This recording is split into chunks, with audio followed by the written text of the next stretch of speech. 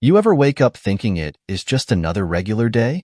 You know, the kind where you roll out of bed, maybe groan a little because your back is stiff, and stumble into the kitchen craving coffee. That was me, just another Wednesday morning. Little did I know, before the pot even finished brewing, my entire life would flip on its head. My name is Greg. No, I am not that Greg you might picture. Happily married with a loving wife, white picket fence, and a life that hums along perfectly. That guy? He got thrown out the damn window the second I overheard my wife, Sarah, talking to her best friend, Melissa. Melissa is the type of woman who gets what she wants. Sharp, sly, with an energy that makes people either admire her or avoid her. She is always decked out in designer clothes, sharp stilettos, and that smirk like she knows a secret she is about to weaponize. The way she sees relationships? Like a game. She plays, never loses, and fidelity is just a joke to her. I never trusted her. Sarah, though?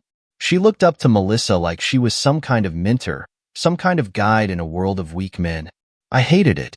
That morning, I was heading to the kitchen when I passed by Sarah's office door. It was cracked open just enough to catch a few words. Greg does not need to know. It is just a bit of excitement, nothing serious. You deserve better than his tired ideas of what a marriage is. My heart stopped. Did I hear that right? My chest tightened, my skin prickling with cold rage. The love of my life, the woman I had stood beside through everything, was laughing with her snake of a friend, talking like I was some fool. I gripped the doorframe hard enough that my knuckles turned white, listening as my own wife was being egged on to destroy our life together. She was laughing. It felt like the ground under my feet was crumbling. That laugh? It was not the woman I knew. Or maybe I never knew her at all. After hearing that conversation, my mind was racing. My heart hammered in my chest, but I tried to hold it together. Part of me wanted to barge into that office, confront Sarah right there, and demand the truth. But I knew better. If I was going to understand just how deep this went, I needed to be smart, careful. I spent the next few days watching her closely. The little things started to stand out. She had her phone glued to her hand constantly, which was not really that unusual, but there were times she would look at the screen and then smile in that secretive way. And when I would ask what she was laughing at, she would brush it off with some vague answer about work stuff. I wanted to believe her. God, I did. But after hearing that conversation with Melissa, every glance, every smile felt like a knife in my back. So, I started digging. First, I combed through our bank statements, credit cards, anything I could get my hands on. I was looking for some hint that she was spending money on things that did not add up. Fancy dinners I knew I was not invited to, gifts that were not for me. But all I found were the usual grocery trips, a charge for some workout gear, even a new blender because I broke the old one trying to crush ice for a margarita night that never quite happened. Nothing. Next, I checked her phone bills. This was when things started to get really weird. There were no suspicious numbers, no long calls at odd hours. Just the usual overage charges from her mom talking her ear off. It was like I was grasping at air, and every time I thought I had a clue, it slipped right through my fingers. I even started tracking the mileage on her car, something I never thought I would be the kind of guy to do. But every time I checked, it matched perfectly with her normal routine. Work, the gym, maybe a detour to the grocery store. It drove me insane. I felt like I was chasing ghosts, like she had left no traces behind. Was I going mad? Was this all in my head? Still, there was that gnawing feeling in my gut, the one that keeps you awake at night. No matter how hard I tried to convince myself that I was being paranoid, I could not shake it. I knew something was wrong. The truth was there, hiding in plain sight. I just had to keep looking. But the worst part? It was not just about finding proof anymore. It was the not knowing that ate me alive. Every night, I would lie next to her, feeling the distance between us like a canyon. Sarah would fall asleep easily, breathing peacefully beside me, while I stared at the ceiling, wide awake. Was she dreaming about him? Some faceless man Melissa thought she deserved? I felt like a fool, living in my own home, surrounded by my own life, but everything felt foreign. My marriage was slipping through my fingers, and I was powerless to stop it. I was losing her. Or maybe I already had. Days turned into weeks, and the weight of suspicion sat heavy on my chest. Every interaction with Sarah felt like I was walking on broken glass. I watched her constantly, studying her movements, her tone, her expressions, trying to decode every single moment like it held the secret to the truth. Was that smile too bright? Was that hug too short? Did she seem a little too happy after her work trips? It was like living with a stranger, someone I no longer recognized but was forced to trust. It got to the point where I could not even focus at work anymore. My mind was trapped in this endless loop of questions with no answers. And worst of all, Sarah had no idea. Every morning, she kissed me on the cheek like nothing had changed, like she was still the loving wife I had always known. But to me, every touch felt hollow, like her warmth was just a mask, hiding whatever betrayal she was planning behind my back. It was eating me alive. One evening, I came home early from work, hoping I might catch her in the middle of something, but all I found was her on the couch, casually scrolling through her phone. I stood in the doorway for a moment, watching her. She looked so normal, like the woman I had always loved. It messed with my head. How could she look so peaceful when my whole world was crumbling? I stepped into the room, my footsteps soft against the hardwood floor, and she glanced up, smiling. That smile, it twisted my insides. "Hey, you're home early," she said, setting her phone down, acting like everything was just fine. "Yeah, figured I would knock off early," I replied, trying to keep my voice steady, my emotions buried deep. I sat down next to her, close enough to feel her warmth, but still so far away from the truth. My mind screamed at me to ask her, to just blurt it out, confront her, force her to admit what I already knew. But I could not. Not yet. I needed to be sure. That night, I waited until she fell asleep. Her breaths were slow and even, like the betrayal was not even weighing on her. Meanwhile, I lay there, wide awake, my heart pounding, my brain refusing to shut off. I stared up at the ceiling, the darkness pressing in on me from every side. I could not take it anymore. I had to know. I slipped out of bed and quietly grabbed her phone from the nightstand, stepping into the hallway where the dim light would not wake her. My hands were shaking as I unlocked it, my pulse racing as I scrolled through her messages. Nothing. No secret texts, no suspicious messages from anyone. Just work stuff, family chats, and random group threads. I went through her emails next, hunting for anything that would confirm what I had been fearing. But again, there was nothing. My breath came out in a shudder. Could I be wrong? Had I built this whole nightmare in my head? But that is when I saw it. A name I did not recognize. Matt. Just a first name, buried deep in her call logs. It was not repeated, but it was there. One late night call, only once. My heart stopped, and I just stared at the screen. It was enough. The crack in the wall I had been looking for. I did not wake her up. I did not confront her right then. But that was the moment I knew for sure. There was someone else. That name, Matt, was burned into my mind like a brand. I kept turning it over in my head, replaying everything I had heard, every word from Sarah and Melissa's conversation. Was this Matt the guy she had been hiding from me? Was he the one Melissa had been pushing her toward? It was all I could think about. I became obsessed. I wanted to confront her, throw that name in her face, and demand an explanation. But what would she say? Would she lie again? Or worse, would she look at me with those innocent eyes, like I was the crazy one for doubting her? I needed proof. Solid, undeniable proof. And I had to get it soon, because it felt like the walls were closing in on me. Every day was torture. I would wake up next to her, wondering if she was secretly texting him while I made us coffee. I would watch her smile at me, but all I could think about was whether she was faking it, pretending to still love me while her heart was with someone else. I could not stand it anymore. One night, I decided to follow her. She told me she was meeting Melissa for drinks after work, which was not unusual, but I had a gut feeling this time. I let her leave the house like normal, pretending everything was fine, even giving her a kiss goodbye. But the second she pulled out of the driveway, I grabbed my keys and followed her, staying far enough behind so she would not notice.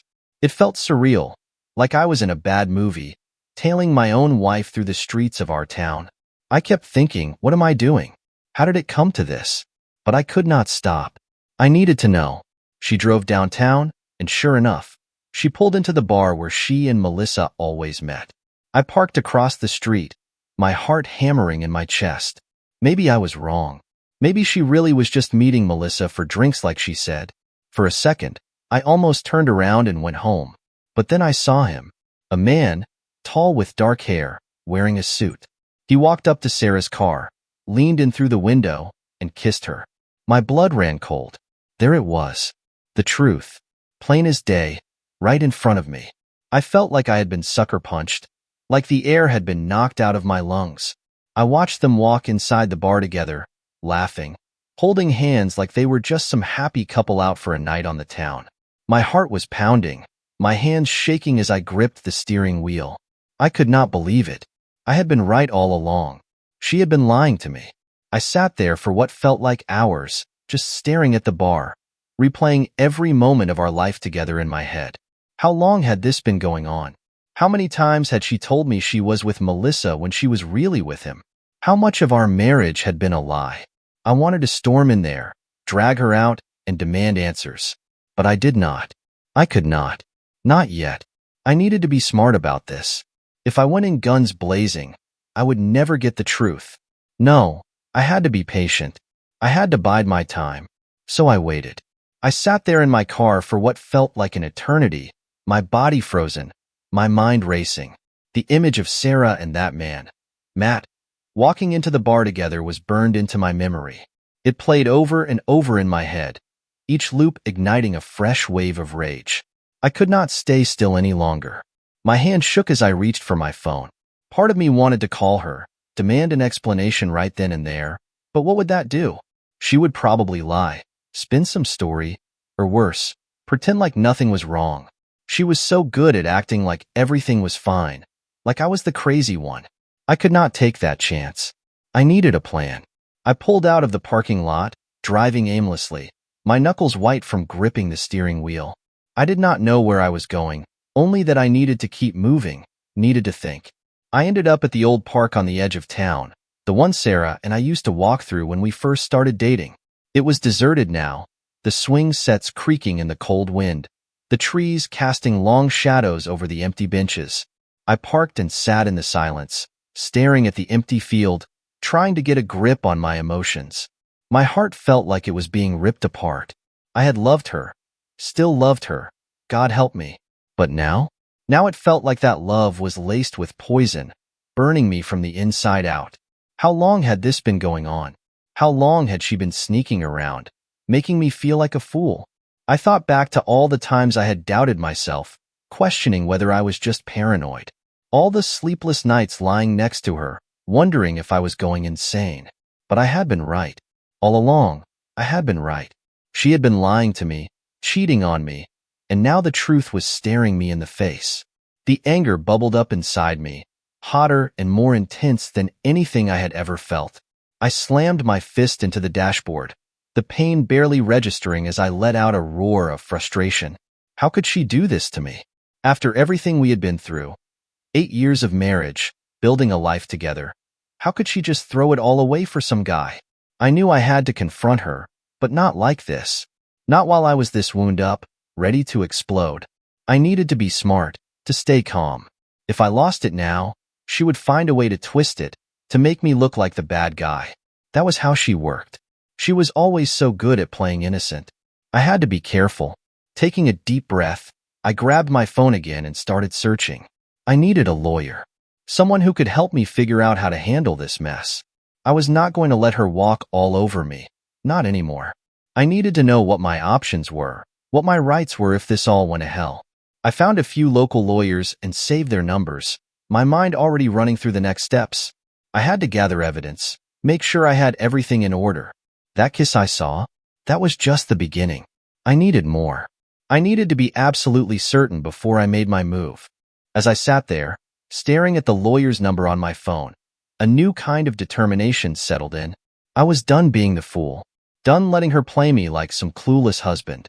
I was going to get the truth, and when I did, I was going to make damn sure she felt the full weight of what she had done. I drove home that night, my mind clear for the first time in weeks.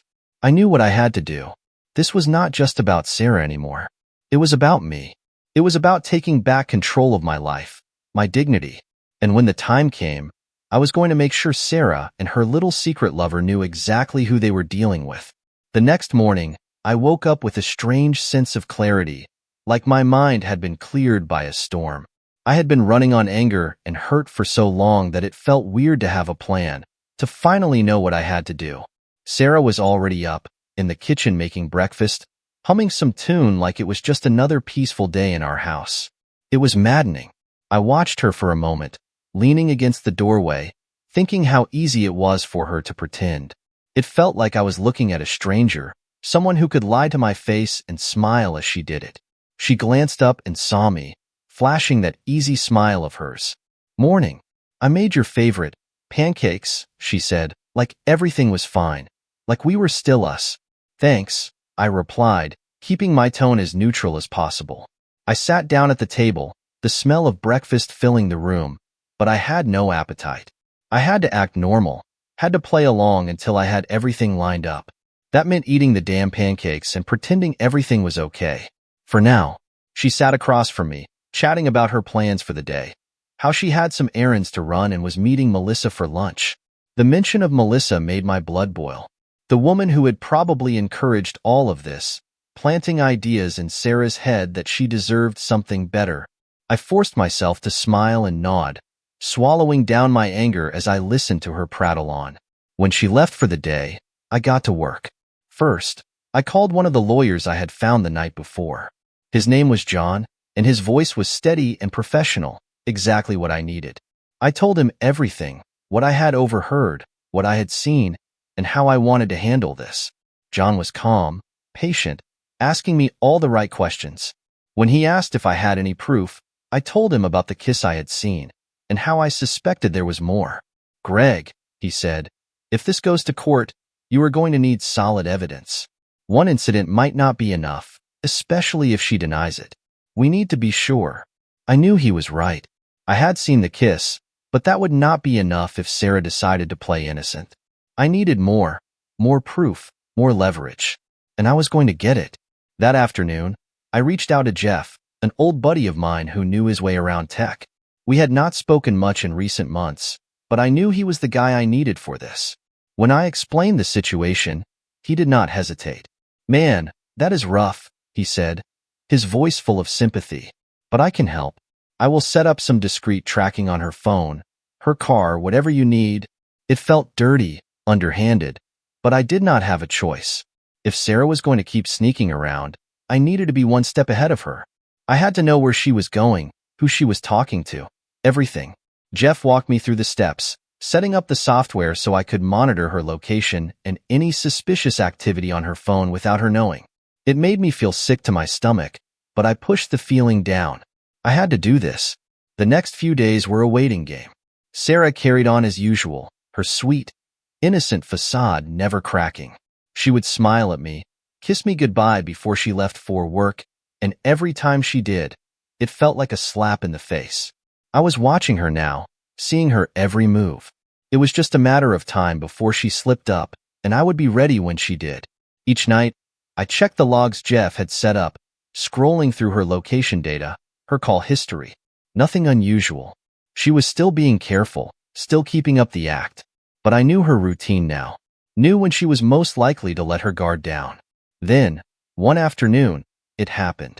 Her phone pinged a location I did not recognize, a hotel on the edge of town. She had told me she was going to the gym, but there she was, sitting at a hotel I knew she had no business being at. My heart pounded as I watched her location stay put, minutes ticking by like hours. It was happening. She was meeting him. I grabbed my keys and headed out, my heart racing the whole way. This was it, the proof I needed. And this time, there would be no more doubts, no more guessing. I was about to catch her in the act. I sped down the highway, my hands gripping the steering wheel tight enough to make my knuckles turn white. Every passing mile felt like an eternity as I headed toward the hotel. My heart was hammering in my chest, the same question swirling in my mind over and over again. What am I about to walk into? There was no turning back now. I had to know. I needed to see it with my own eyes. The hotel came into view, a mid-range chain with a parking lot half filled with cars. I spotted her car almost immediately, parked near the back, away from the main entrance. A wave of nausea hit me as I pulled into a spot a few rows away, far enough that she wouldn't notice my truck, but close enough that I could see her next move. I turned off the engine and just sat there for a moment, staring at her car, feeling the weight of what I was about to do. Part of me wanted to drive away, to pretend I never saw her here, to cling to the sliver of hope that maybe I was wrong. Maybe it was all just a coincidence. But deep down, I knew better. I watched the front door of the hotel, my stomach twisted in knots. Minutes passed. My nerves were shot, and my mind raced through 100 different scenarios. Then, the front doors swung open, and there she was, Sarah, walking out with him. Matt, the man from the bar. My breath caught in my throat as I watched them. They were close, too close. She was smiling at him, that soft, flirty smile she used to save for me. And then, like a punch to the gut, I saw her reach for his hand. They lingered for a second, just a touch, but it was enough. Enough to make my blood run cold. I felt like the ground had dropped out from under me. There it was, right in front of me, the proof I had been waiting for. But it hurt worse than I ever imagined it would. I watched them walk to his car, my vision blurring as my emotions surged. They stood there for a moment, talking, laughing like they had no care in the world. I could not hear what they were saying, but I could see it. Their closeness, the way she looked at him. She had looked at me that way once. And then, as if to confirm every worst fear I had, she leaned in and kissed him. My whole body went numb. I could not breathe. It was like watching my world shatter in slow motion. The woman I had loved, the one I had built my life with, was standing right there, kissing another man, like I had never even existed. The kiss lasted only a few seconds, but it felt like a lifetime. When they pulled apart, Sarah glanced around, probably checking to make sure no one had seen them, and for a moment, her eyes swept across the parking lot. I ducked down instinctively, my heart pounding so hard I thought it might burst. Had she seen me? Did she know I was here, watching her? I stayed crouched there, barely breathing, until I heard the sound of their car doors shutting. When I dared to peek again, they were gone, driving out of the lot together. I was left sitting in my truck, alone, staring at the space where their car had been. My mind was reeling, my body trembling with a mix of rage, heartbreak, and disbelief. I had seen what I needed to see. There was no denying it now. Sarah was cheating on me, plain and simple. But the worst part? I was not even surprised. Deep down, I had known it all along. All the signs were there. I just had not wanted to believe it. I sat there for what felt like hours, staring blankly at the dashboard, trying to process what had just happened. Part of me wanted to storm into that hotel, confront them both right then and there. I wanted to scream at her, demand answers, make her feel the same pain she had just inflicted on me. But I knew better. That would be letting my anger control me, and I was done playing that role. Instead, I pulled out my phone and snapped a picture of her car in the lot, of them walking out together, holding hands. I had the proof now, enough to blow her whole charade wide open. As I drove home, my mind raced with a million thoughts. What would I say to her when she got back? Should I confront her now, or wait? I wanted to hurt her the way she had hurt me, to make her feel the weight of what she had done. But I knew I had to be smart. This was not just about revenge. This was about taking control of my life again. I could not let her walk all over me anymore. I parked in the driveway and sat there for a moment, staring at the front door of our house. The house we had built together, where we had shared so many memories. Now it felt like a lie, like everything we had ever shared was tainted by this betrayal. I took a deep breath, trying to calm the storm inside me. It was time to face the truth. I sat in the driveway, staring at the house that had once been my sanctuary, but now felt like a tomb filled with lies. The weight of what I had seen pressed down on me, suffocating. I had everything I needed, the pictures, the proof. I could blow this whole thing up right now if I wanted to. But something held me back. What was I supposed to say when Sarah walked through that door? I know. Those two words would change everything. But then what? What would happen after that? I was not just about to blow up our marriage. I was about to blow up my entire life. And for what? To watch her squirm? To see her cry and beg for forgiveness? Would that even make me feel better? I sat there, my phone in my hand, staring at the pictures I had taken. Sarah and Matt, her fingers casually brushing against his arm, her smile bright as she leaned in to kiss him. It felt like a dagger to my heart every time I looked at it, but I could not stop. The more I stared at it, the more the anger built inside me, fueling the storm that had been brewing for weeks. I was done waiting, done wondering. It was time. I got out of the truck, slamming the door harder than I meant to. The sound echoed down the quiet street, but I did not care. I marched up to the front door, my mind racing, my pulse pounding in my ears. By the time I pushed open the door, I was shaking with a mix of rage and adrenaline. The house was quiet, still. Sarah was not home yet, and that gave me just enough time to think. I paced through the living room, feeling like a caged animal. I had no idea what I was going to say, how I was going to confront her. Should I throw the pictures in her face? Demand answers? Or should I stay calm? Let her talk first, see if she would lie to me again. I did not have to wait long to find out. The sound of her car pulling into the driveway sent a chill down my spine. I stopped pacing and stood in the middle of the room, my heart pounding like a drum. The front door creaked open, and there she was, my wife, the woman I had loved for 8 years, standing in the doorway like nothing had happened. She smiled when she saw me, that same soft, sweet smile that used to make my heart skip a beat. Now, it just made me sick. "Hey, babe," she said, setting her bag down on the counter. "You're home early." I stood there, staring at her, the words catching in my throat. I could feel the anger boiling just beneath the surface, ready to explode. But I kept it together. Barely. "Yeah," I said, my voice flat. "We need to talk." Something in my tone must have tipped her off, because her smile faltered. She glanced at me, her brow furrowing in confusion. "What's going on?" I took a deep breath, trying to calm the storm inside me. But it was no use. The words came spilling out before I could stop them. "I know, Sarah." She blinked, her confusion deepening. "What do you mean?" "I know about you and him," I said, my voice harder now, sharper. I stepped closer to her, the pictures still clutched in my hand. "I know you've been seeing someone else. I saw you with him. Today." Her face went pale, the blood draining from her cheeks in an instant. For a moment, she just stood there, frozen, like a deer caught in headlights. Then, slowly, she shook her head. "Greg, I do not know what you are talking about. Do not lie to me." The words came out louder than I intended, and I saw her flinch, but I was past the point of caring.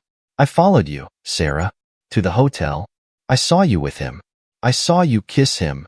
Her eyes widened in shock, and for a split second, I thought she might deny it again. But then, something shifted in her expression, something cold, distant. Her shoulders sagged, and she let out a long, shaky breath. "Greg." That was all she said. My name. But it was enough to confirm everything. I felt the floor drop out from under me as the truth settled in, heavy and suffocating. "How long?" I asked, my voice barely a whisper. Sarah looked away, her eyes filled with something that almost looked like regret. "It is not what you think. Do not give me that bullshit." I snapped. "You have been lying to me for God knows how long." "How long, Sarah? How long have you been sneaking around behind my back?" Her eyes filled with tears, but I did not care. I had seen the truth. Nothing she said now could undo what I had seen with my own eyes. "Greg, please," she said, her voice shaking. It happened, okay? I did not plan for it, You did not plan for it?" I laughed bitterly, the sound harsh and angry. "You did not plan to meet him at a hotel? You did not plan to kiss him? What the hell do you call that?" She opened her mouth to respond, but no words came out. Her eyes were filled with tears now, and for a brief moment, I felt something stir inside me, some flicker of the love we used to have. But it was gone as quickly as it came, buried under the weight of betrayal. I shook my head, backing away from her. "I cannot even look at you right now. Greg, please," she begged, stepping closer, her voice breaking. "I am sorry. I know I messed up, But we can fix this. We can talk about it. We can. Fix this? I cut her off, my voice thick with anger. There is nothing left to fix, Sarah. You made sure of that.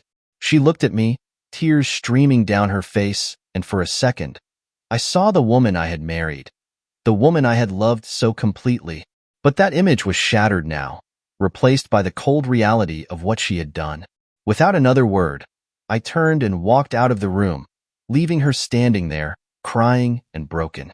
I could hear her calling after me, but I did not stop. I could not. Not anymore. I walked out the front door, slamming it shut behind me, and the sound echoed down the empty street. My heart was pounding in my chest, my mind spinning. I had done it. I had confronted her, told her the truth I had been carrying for so long. But it did not feel like a victory. It felt hollow, like something vital inside me had broken. The cold night air hit my face, but it did nothing to calm the fire raging inside me. I walked down the driveway, not knowing where I was going, only that I needed to get away. Away from the house, from Sarah, from the mess of emotions tearing me apart. My phone buzzed in my pocket. Sarah. No doubt. I did not even have to look at the screen to know. I ignored it, shoving the phone back into my jacket, my steps picking up speed as I walked down the street. Her cries, her tears, her pathetic excuses, they still echoed in my head. How could she expect me to believe her? After what I had seen, after the lies and the betrayal, it was like the ground had shifted beneath me and nothing felt real anymore. This was the woman I had built my life with, the woman I had shared everything with, and now? She felt like a stranger. My mind kept going back to the moment I saw them, her and Matt, together, laughing, holding hands, sharing that kiss. That kiss. It played in my mind over and over like a nightmare I could not escape. How long had this been going on? How long had she been pretending, smiling at me while sneaking away to meet him? I could barely breathe, the rage and the hurt tangling together in a knot so tight, it felt like it was strangling me. I wandered for hours, walking aimlessly through the streets. My thoughts spiraled, 1 minute picturing what life had been like before this whole mess, the next minute burning with fury at how easily Sarah had destroyed everything we had built. The memories felt tainted now. Our wedding, our first home, the late-night talks in bed. Had any of it meant anything to her? Had she been lying to me the whole time? I found myself at the edge of town, near a bar I used to frequent with some old friends. I had not been there in years, but tonight it felt like the right place to disappear for a while. I pushed open the door, stepping into the dimly lit space, the smell of stale beer and worn leather hitting me immediately. It was quiet, mostly empty, the low hum of conversations blending with the clinking of glasses behind the bar. I took a seat at the far end, away from the handful of regulars who were scattered around. The bartender, a guy who looked like he had seen too many hard nights himself, wandered over and gave me a nod. "What'll it be?" "Bourbon," I muttered, my voice sounding far away, like it belonged to someone else. "Make it a double." He poured the drink without a word, sliding the glass in front of me, and I downed it in one go, the burn of the alcohol doing little to numb the ache in my chest. I needed more. I needed to drown the pain, to forget, even if just for a few hours.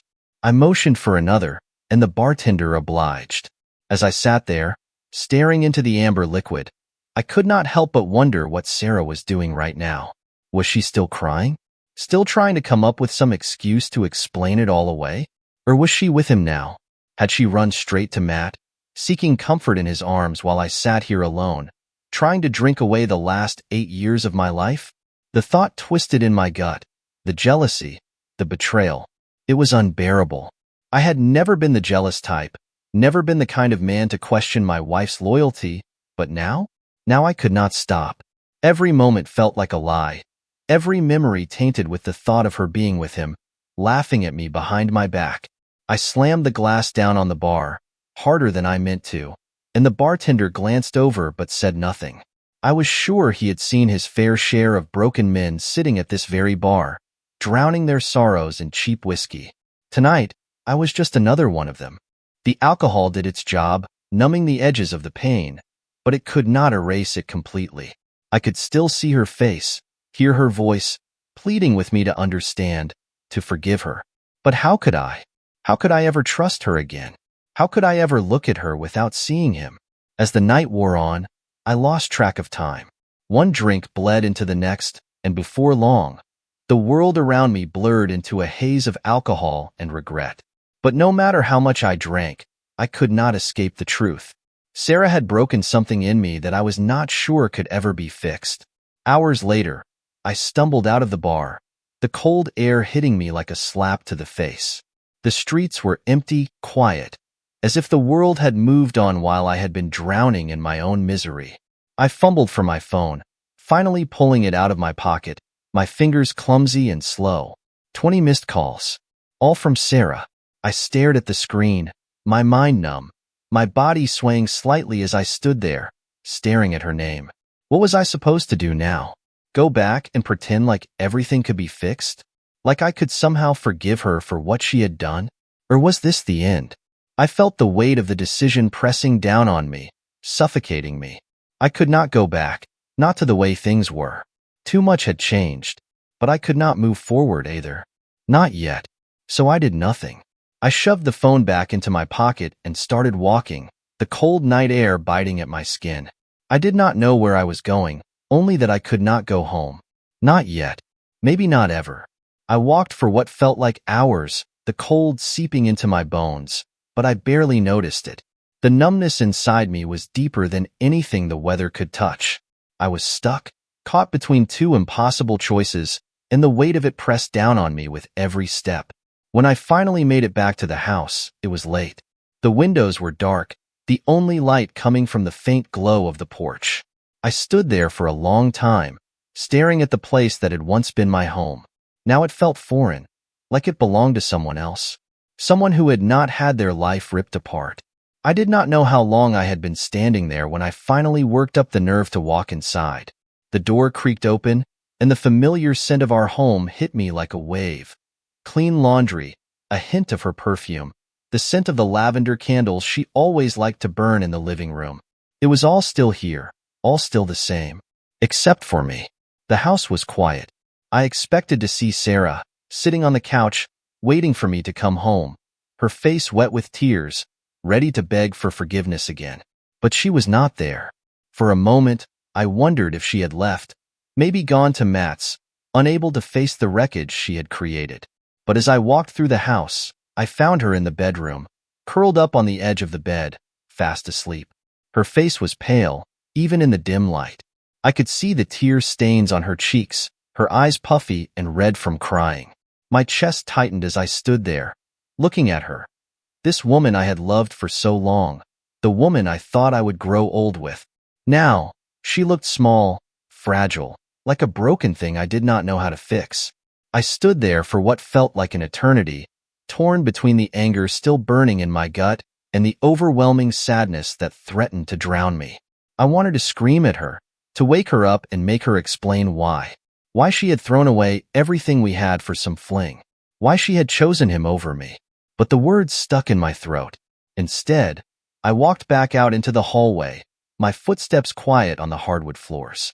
I sank down onto the stairs, my head in my hands, and for the first time since this whole mess began, I let myself cry.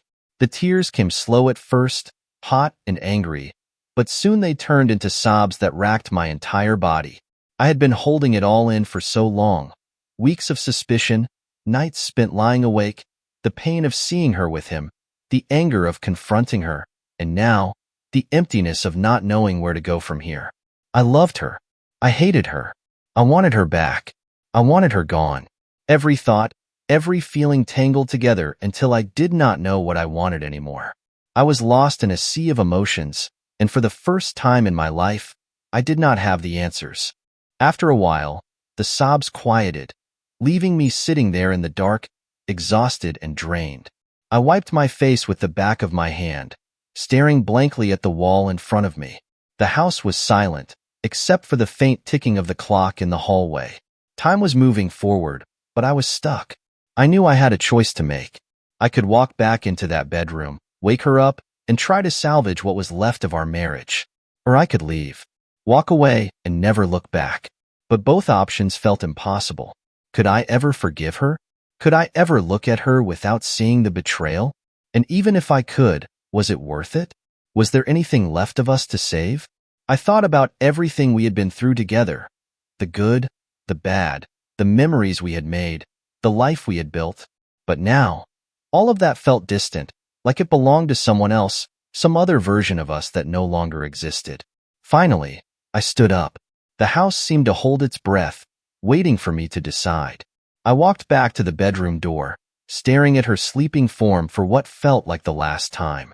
The weight of the past, of all the years we had spent together, pressed down on me like a heavy fog. But as much as I wanted to, I could not walk through that door. I turned away. I grabbed a duffel bag from the closet, stuffing a few things inside. I did not need much, just enough to get me through the next few days. I zipped the bag shut and slung it over my shoulder, my heart heavy with the finality of what I was about to do. Before I left, I walked over to the dresser, pulling out the photo of us from our honeymoon. We had been so happy then, so full of hope for the future. I stared at it for a moment, tracing the edges of her smile with my thumb, before setting it down on the bed next to her. She did not wake up as I walked out the door. I did not look back as I left the house, my feet heavy, my heart heavier. The night was quiet, the stars bright in the sky, but I barely noticed. I got into my truck, threw the bag in the back seat, and turned the key in the ignition. The engine roared to life, and for a moment, I sat there, staring at the house in the rearview mirror. This was it, the end of us. I drove away, the road stretching out before me, the future uncertain. I did not know where I was going or what would come next. All I knew was that I could not stay. And for the first time in a long time, I felt a strange sense of peace. Not because everything was okay, but because I had made my choice. I had taken control, and now it was time to start again.